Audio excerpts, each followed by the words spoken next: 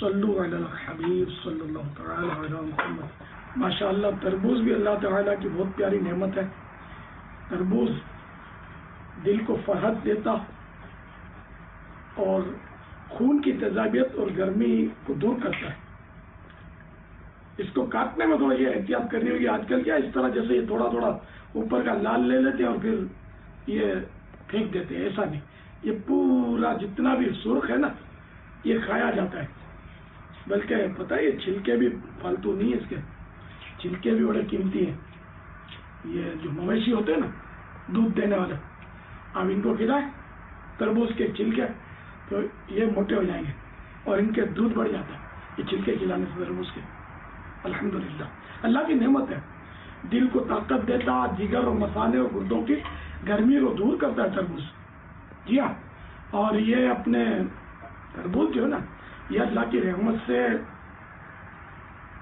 مثانے کی پتھری بھی دور کر دیتا ہے، اور مثانے میں اگر خدا نہ کرے زخم ہو جاؤ تو اس کے لیے بتایا جاتا ہے بہت بہترین علاج ہے، اس کو کھاتے رہیں۔ اور قبض کو دور کرتا ہے، دائمی قبض بھی انشاءاللہ اس سے ختم ہو جائے گی اگر آپ کھاتے رہیں۔ اور رمضان مبارک میں اللہ ہر مسلمان کو روزے نصیب کرے۔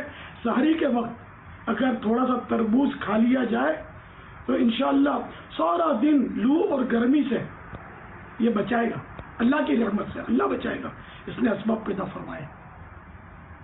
تو اس لیے جن کو یہ وسعت ہے وہ اللہ کی اس نعمت سے ضرور استفادہ کریں، فائدہ اٹھائیں اور یہ کھائیں اور اللہ کا شکر ادا کریں۔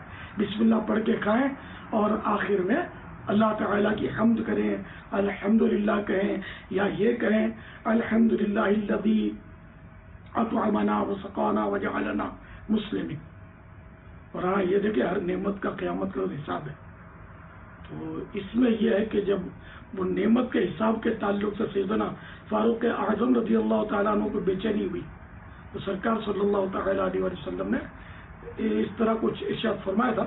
ایک روایت میں یہ ہے کہ کھانے سے پہلے بسم اللہ وعلی برکت اللہ کہہ لیں، اور ختم پر الحمدللہ الذی هو اشبعنا واروانا وانعم علینا وافضل، یہ کہہ لیا کریں۔ صلو علی الحبیب صلی اللہ تعالی علی محمد۔